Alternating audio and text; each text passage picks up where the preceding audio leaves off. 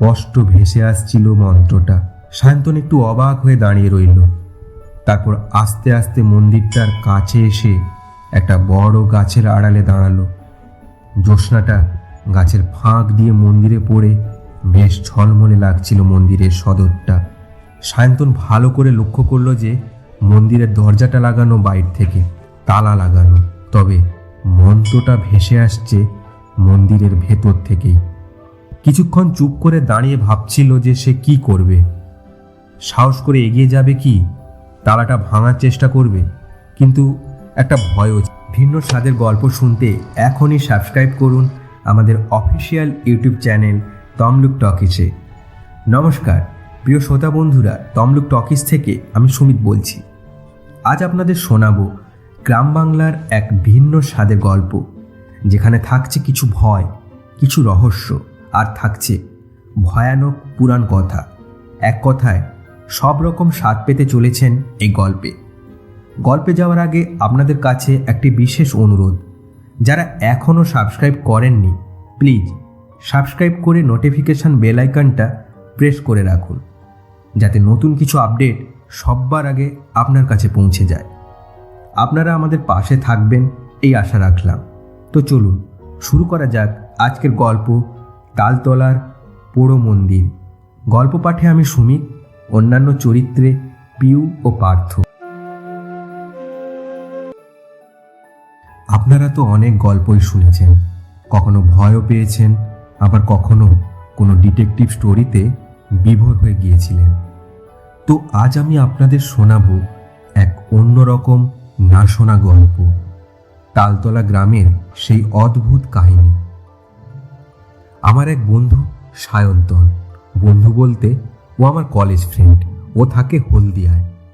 এখন আর সেরকম বন্ধুদের সাথে যোগাযোগ নেই, একসাথে বসে আড্ডা দেওয়া তো কত কালই হয়নি, ওই ফোনেই কথা হয় টুকটাক। আমাদের একটা বন্ধুদের হোয়াটসঅ্যাপ গ্রুপ আছে, ওই গ্রুপেই চ্যাটে আমাদের আড্ডা চলে। সায়ন্তন একটা নতুন চাকরি পেয়েছে। চাকরিটা অবশ্য আজ নয়, বছরখানেক আগেই পেয়েছিল, তবে চাকরি পাওয়ার যে পার্টিটা সেটা কিন্তু ডিউই ছিল, আর সেই পার্টিটা দিন কয়েক আগেই হয়েছিল। আমরা সব বন্ধুরা আবার অনেক দিন বাদে এক হয়েছিলাম। সেখানেই সায়ন্তনের কাছে শুনেছিলাম ওর অদ্ভুত এক্সপিরিয়েন্সের কথা। সায়ন্তন এখন একজন ফরেস্ট রেঞ্জ অফিসার। আসলে ওর প্রথম থেকেই গাছপালা, পশু পাখির প্রতি আগ্রহ ছিল বিস্তর। চাকরি পাওয়ার আগে ও যে কতগুলো অ্যানিমেল লাভার্স অ্যাসোসিয়েশনের সাথে যুক্ত ছিল তা ও নিজেই জানে না। কোথাও কিছু ঘটলে সোজা বাইক নিয়ে লোকেশনটা সেট করে বেরিয়ে পড়তো। এখন আর সেটা হয়ে ওঠে না। কাজের চাপেতেও ও ঠিকমতো বাড়ি আসতে পারে না। আরও নিজের বাড়িতে যে কত রকম ইনডোর প্ল্যান্ট রেখেছে, না দেখলে আপনারা বিশ্বাসই করবেন না। ওর মা তো আমাদেরকে বলেই বসতো যে বাড়ি তো নয়, এটা একটা বোটানিক্যাল গার্ডেন। সে যাই হোক, ওর কাজে কেউ কখনো বাধা দিত না, আর দিবেই বা কেন বলুন তো? বাজে কাজ তো কিছু করছে না। ওর টান ছিল পশু পাখি গাছপালার দিকে। এটা তো একটা ভালো দিক, তাই না? আজকাল তো মানুষ গাছপালা কাটতেই ব্যস্ত। সায়ন্তনের মতো মানুষজনের জন্যে তাও প্রতি বছর কিছু অন্তত গাছপালা তো লাগানো হয়। সায়ন্তন তার নেশাটাকেই পেশাতে কনভার্ট করেছে। আসলে ওর আর অন্য কোনো জবে ইন্টারেস্ট ছিল না। প্রথম থেকেই ওর টার্গেট ছিল ফরেস্ট রেঞ্জ অফিসার হবে। তাহলে সে পশু পাখি গাছপালার সঙ্গেও থাকতে পারবে, আর তার মনও ভালো থাকবে। অবশেষে সায়ন্তন পেল তার সেই কাঙ্ক্ষিত চাকরিটা। আজ সায়ন্তন একজন রেঞ্জ অফিসার। সায়ন্তনের বর্তমান পোস্টিং তালতলা রেঞ্জ অফিসে। বাড়ি থেকে অনেকটাই পথ, তাই যাতায়াত করা সম্ভব হতো না। কোয়ার্টারেই থাকতো ও। ছুটিতে বাড়ি থেকে ঘুরে যেত। সায়ন্তনের মুখেই আমরা শুনেছিলাম সেই তালতলার পুরো মন্দিরের অদ্ভুত সব ঘটনাগুলো। চলুন ঠিক কি ঘটেছিল সেটাই আপনাদের একটু আমার মতো করে বলি। সায়ন্তন তালতলার উদ্দেশ্যে আজই রওনা দেবে। আগের দিন থেকেই সে সব প্যাক করে রেখেছিল। ব্যাগ বলতে ওই জামা কাপড়, কিছু প্রয়োজনীয় কাগজপত্র, আর সাথে ছিল প্রিয় ছোট বিটা ফিশের একটা গ্লোব অ্যাকোরিয়াম। হলদিয়া থেকে একটা গাড়ি ভাড়া করে নন্দকুমার পর্যন্ত এলো, কারণ বাকি রাস্তাটাকে রিসিভ করতে এসেছিল রেঞ্জের গাড়ি। নন্দকুমারে গাড়ি চেঞ্জ করে রেঞ্জের গাড়িতে উঠে বসল সায়ন্তন। গাড়ির ড্রাইভার মোহনলাল স্যালুট ঠুকে সায়ন্তনের ব্যাগগুলো গাড়িতে তুলে নিল। সায়ন্তনকে গাড়িতে চাপিয়ে চলল তালতলার উদ্দেশ্যে। অনেকখানি পথ।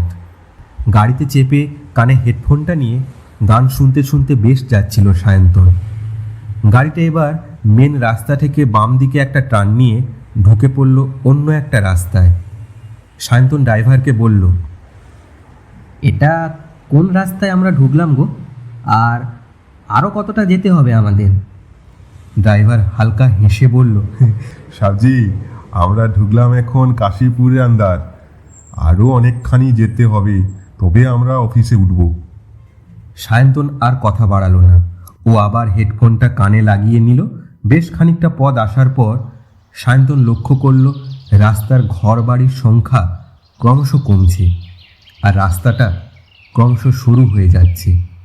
বেশ ইন্টারেস্টিং লাগছিল, কারণ লোকালয় তেমন একটা পছন্দ ছিল না সায়ন্তনের। এইরকম সবুজে ভরা পরিবেশই তো সে খুঁজছিল, আর জীবনের প্রথম পোস্টিংটাই যে একেবারে নিজের মনের মতো হয়ে যাবে, সেটা সায়ন্তন কল্পনাই করতে পারেনি। আরও কিছুটা এগোতে সায়ন্তনের চোখে পড়ল সারি সারি গাছ কেমন আকাশের দিকে হাঁ করে দাঁড়িয়ে আছে, যেন তারা ঈশ্বরের কাছে দু হাত তুলে প্রাণ ভিক্ষা চাইছে। কাছে আসতে সায়ন্তন চিনতে পারল গাছগুলো আসলে অর্জুন গাছ।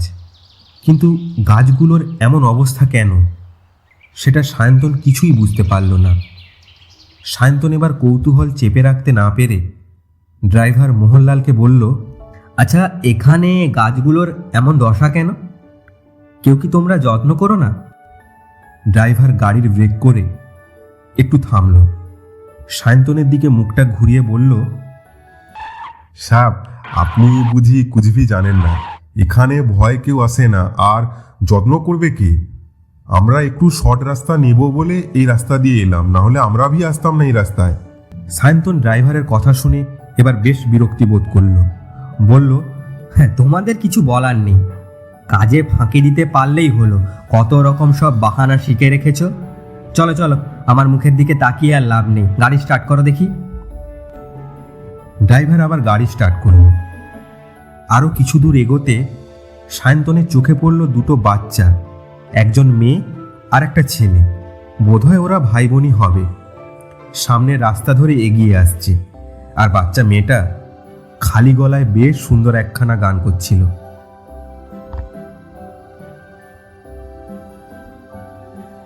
যদি দেখার ইচ্ছা হয় তোমার নিঠুর মনে লয়, কালিন্দির ঘাটে আইস দুপুরের সময়। যদি দেখার ইচ্ছা হয় তোমার নিঠুর মনে লয়, কালিন্দির ঘাটে আইস দুপুরের সময়। আমি জল ভরিবার ছল করিয়া দেখব নয়ন ভরিয়া, জল ভরিবার আমি জল ভরিবার ছল করিয়া দেখব নয়ন ভরিয়া, দেখো বাসিয়া আমার বন্ধু চিকন কালিয়া, দেখো বাসিয়া। ওদের সামনে আসতে সায়ন্তন ড্রাইভারকে বলে গাড়ি থেকে নামলো।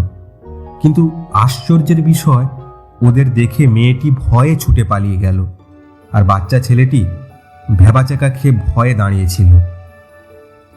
সায়ন্তন নেমে জিজ্ঞেস করল, কে তোমরা? তোমাদের বাড়ি বা কোথায়? আর এই সন্ধ্যায় তোমরা কি করছো?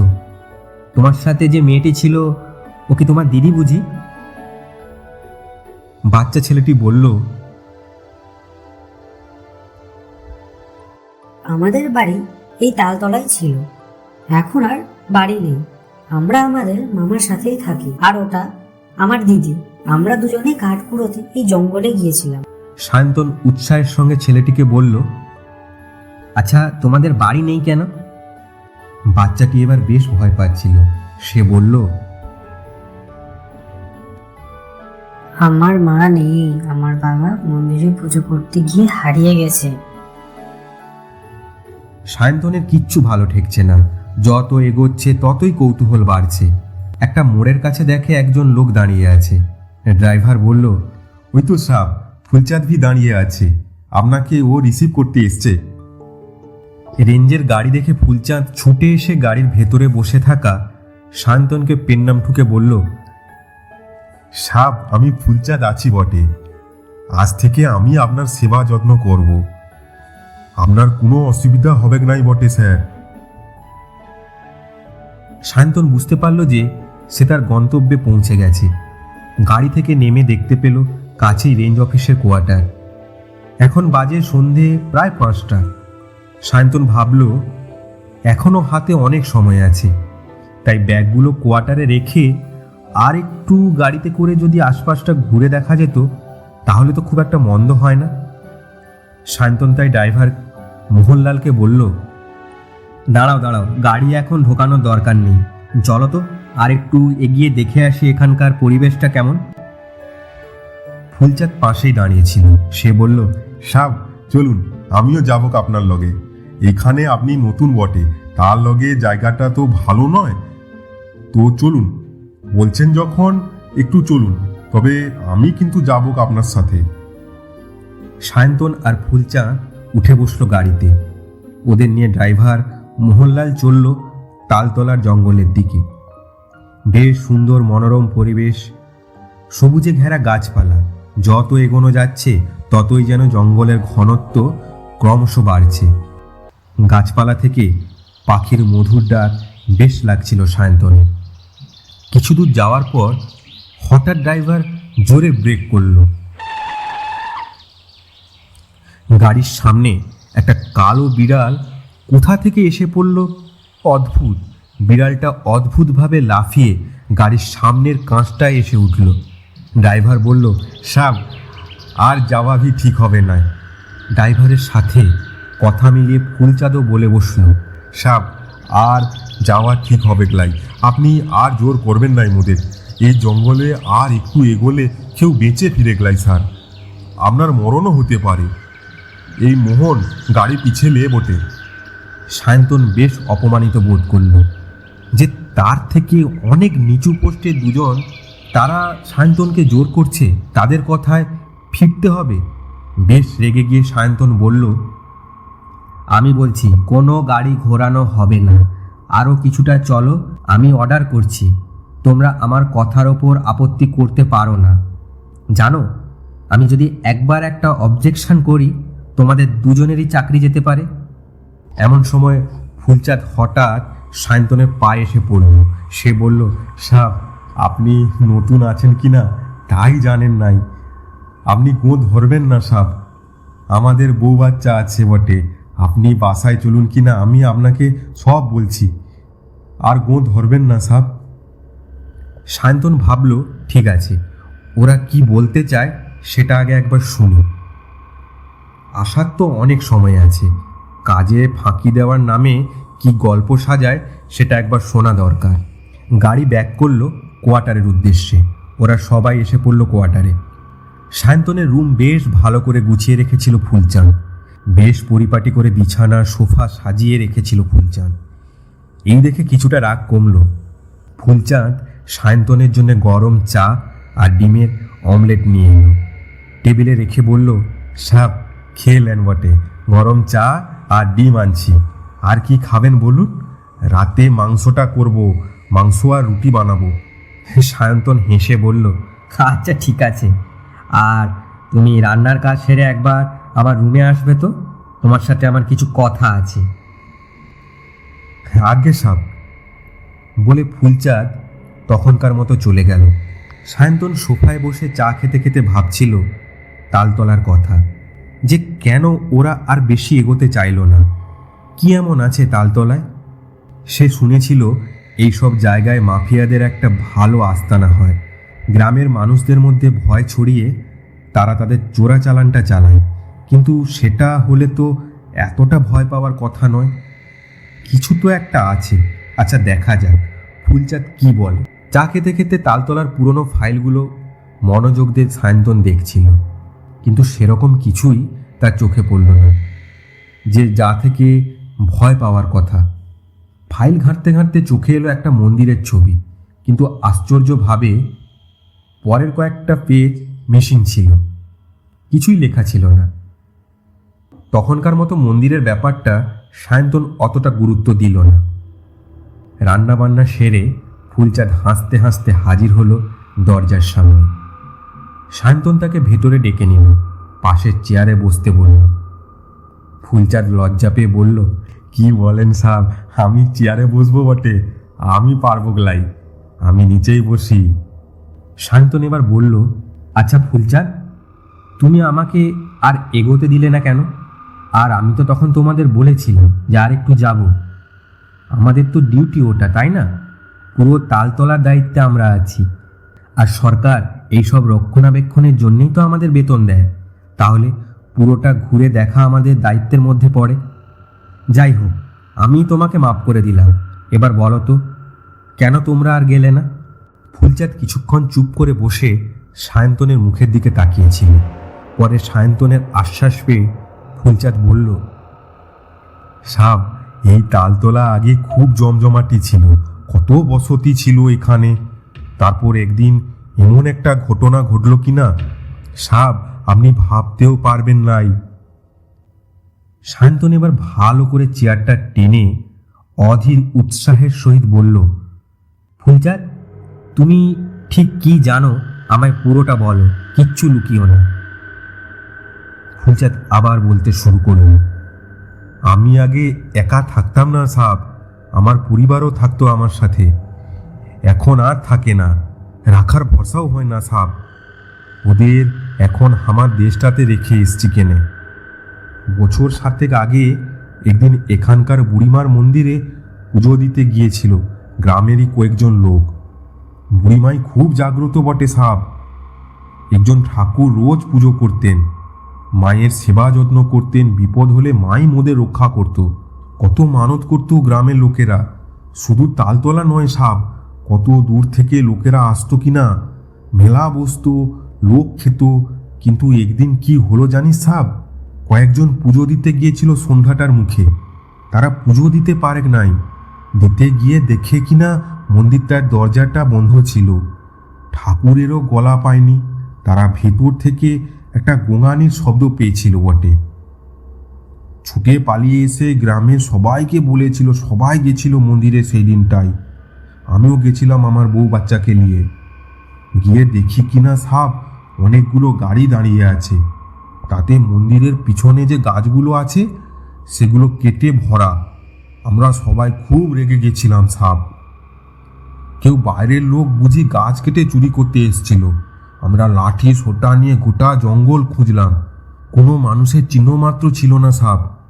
তোকে কি বলবো সাব, কিছু দূরে জুতো জামা কাপড় পরেছিল, আর মন্দিরের সিঁড়িটায় ঠাকুরের কাপড়টা পড়েছিল, লাল কাপড়টা। আর তাতে জানিস সাব, চাপ চাপ রক্তের দাগ লেগেছিল। সায়ন্তন মন দিয়ে ফুলচাঁদের কথাগুলো শুনছিল। সে বেশ ভালোই বুঝতে পারছে যে এটা কোনো একটা দলের বা চোরা শিকারীদের বদমাইশি। তারা নিরীহ মানুষদের ভয় দেখাতে এটা করছে, কারণ তারা ভালো করেই জানতো যে মন্দিরটা জাগ্রত, আর তাতে ভক্তের বেশ সমাবেশ লেগেই থাকে। এত লোকের মধ্যে কাঠ কেটে চুরি করাটা সম্ভব নয়, তাই এটা একটা তাদের চাল। যাই হোক, ফুলচাঁদ কথাগুলো যখন বলছিল তার গোটা কপালে ঘাম দিচ্ছিল।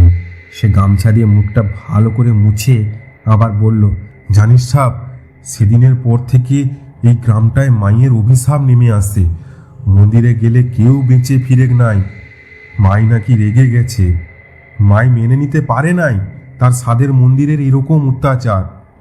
তারপর প্রত্যেকটা মানুষের মধ্যে একটা ভয় হয়, কেউ ভয়ে থাকতে পারে না সাব।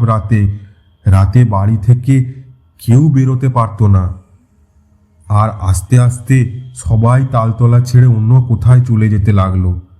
আমারও স্যার ভয় হচ্ছিল, কারণ আমাদের বুড়িমা খুব রেগে আছে, সে সবাইকে শাস্তি দেবে সাব। আমরা তার মন্দির যে রক্ষা করতে পারি নাই। সায়ন্তন শুনছিল ফুলচাঁদের কথাগুলো। কথা বলতে বলতে অনেক রাত হয়ে গেছে। সায়ন্তনও বেশ টায়ার্ড, কারণ অতটা পথ সে জার্নি করে এসেছে। তারপর একটু রেস্ট হয়নি। সায়ন্তন এবার চেয়ার থেকে উঠে ফুলচাঁদকে বলল, ফুলচাঁদ, এবার খাবারটা রেডি করো তো, বেশ খিদে পেয়ে গেল। আর তোমার কথা শুনতে শুনতে পেট যে আর কথা শুনছে না। চলো, কেমন রান্না করেছো একবার খেয়েই দেখা যাক। ফুলচাঁদ লাফিয়ে উঠে বসলো, বলল, সাপ তুই হাত ধুয়ে এলে আমি তোর খাবার আনছি বটে। আমার হাতে রান্না খেয়ে বলবি কিনা কেমন হয়েছে। এই বলে ফুলচাঁদ চলল খাবার আনতে। সায়ন্তনও হাত ধুয়ে বসে পড়ল খেতে। ফুলচাঁদের আজ যাই হোক বেশ দায়িত্ব আছে। লোকটার যত্ন করে খেতে দিল সায়ন্তনকে। রুটি, কষা মাংস, কাঁচা পেঁয়াজ আর একটা লঙ্কা, এই ছিল আজকের ডিনারের মেনু। সায়ন্তন বেশ তৃপ্তি করে খেয়ে নিল। খেয়ে উঠে ফুলচাঁদকে বলল, বাহ, বেশ ভালো রান্না করো তো তুমি। ফুলচাঁদ বাবু, মাংসটা তো মুখে লেগে আছে, তোমরাও খেয়ে নাও দেখি। আমি এবার ঘুমিয়ে পড়ি, বুঝলে? ফুলচাঁদ এক গাল হেসে বলল, হ্যাঁ সাপ, আপনি শুয়ে পড়ুন কিনা, বোতলে জল রাখা আছে। আর কাল সকালে আমি চা বানিয়ে আপনাকে ডেকে দেবো কিনা, দরজাটা ভিজিয়ে দিবেন সাপ। এই বলে ফুলচাঁদ খাবারের প্লেটগুলো তুলে বেরিয়ে গেল সায়ন্তনের রুম থেকে। সায়ন্তনও আর দেরি করল না, খেয়ে শুয়ে পড়ল। আজ বিছানায় একটু শুতেই ঘুম এসে পড়ল তার চোখে, কারণ সায়ন্তনের শরীরটা আজ বেশ টায়ার্ড। সায়ন্তনের তো কম ধকল যায়নি, সেই কোন সকালে বাড়ি থেকে বেরিয়েছিল। পরের দিন ফুলচাঁদ সায়ন্তনকে ঘুম থেকে তুলে গরম চা এনে দিল। চা খেয়ে সায়ন্তন বলল, ফুলচাঁদ, মোহনলালকে গাড়িটা বের করতে বলো তো, আর সকালে একবার ভিজিটে যাব। ফুলচাঁদ যথারীতি ড্রাইভারকে ডেকে দিল। সায়ন্তনও বেরিয়ে পড়ল ভিজিটে। সত্যি সকালে তালতলার রূপটা বেশ ঝলমলে, রাতের সেই ভয়ের চিহ্ন মাত্র নেই।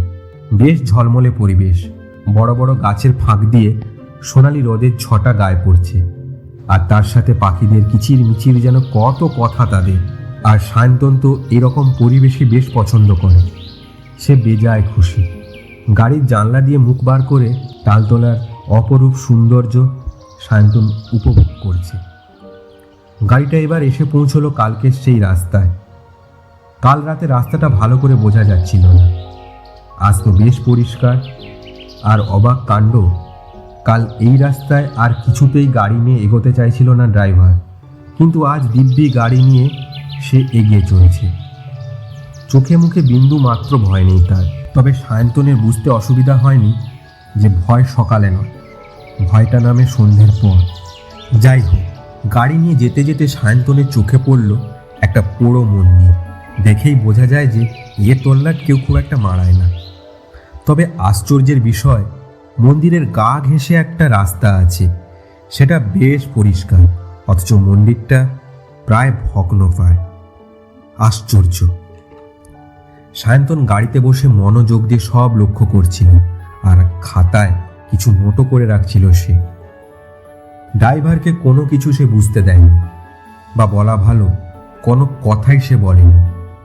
আরও বেশ খানিকটা জঙ্গলের পথ ধরে যাওয়ার পর বড় রাস্তাতে গাড়িটা গিয়ে উঠল। ড্রাইভার এবার গাড়িটা এক সাইডে দাঁড় করিয়ে সায়ন্তনের উদ্দেশ্যে বলল, সাব, এই হলো মেইন রোড। এই যে সামনে বাজার, আর একটু এগোলে গ্রামীণ হাসপাতাল আছে। আর এখানে বন জঙ্গল নেই, ঘর বাড়ি দোকানদানি এইসব। আর কি এগোবো সাব? সায়ন্তন বলল, না থাক, চলো, আজ আর নয়, কোয়ার্টারে ফিরে যাওয়া যাক এবার। সেই মতো গাড়ি ঘুরিয়ে ড্রাইভার ফিরল রেঞ্জ অফিসে। সায়ন্তন খাতায় সব কিছু নোট করে নিয়েছিল। ওদের রেঞ্জ অফিস থেকে মন্দির পৌঁছতে লাগে প্রায় 35 মিনিট গাড়িতে, আর মন্দির থেকে ওই বড় রাস্তাটা যেতে সময় লাগে মিনিট 20 মতো। আর যেটা সায়ন্তনকে সব থেকে অবাক করে, সেটা হলো মন্দিরের পাশের রাস্তাটা পরিষ্কার। মানে লোকজনের যাতায়াত না থাকলে ওইভাবে কেবলমাত্র ওই রাস্তাটুকুই পরিষ্কার থাকার কথা নয়। সে ভালোই বুঝতে পারল, গ্রামের মানুষরা যেহেতু সহজ সরল, আর তারা তাদের দেবী মাকে খুব মানত, তাই দেবী মা রেগে গেছেন, সব ধ্বংস হয়ে যাবে, এরকম একটা মিথ্যে ভয় ধরিয়ে কেউ বা কারা গ্রামের মানুষদের বাড়ি ছাড়া করেছে, যাতে তাদের কাজের কোনো বাধা না হয়। কাজের ফাঁকে ফাঁকে মাঝে মাঝেই অফিসের বাইকটা নিয়ে ওই মন্দির লাগোয়া রাস্তাতে একা গিয়ে অনেক তথ্য জোগাড় করেছিল সায়ন্তন, আর সেটা সে কাউকেই বুঝতে দেয়নি। দীর্ঘদিন ধরে নানান তথ্য জোগাড় করে সায়ন্তন আজ পরিষ্কার যে একদল চোরা শিকারী রাতে মন্দিরের পেছনের দামি সেগুন কাঠগুলো পাচার করত।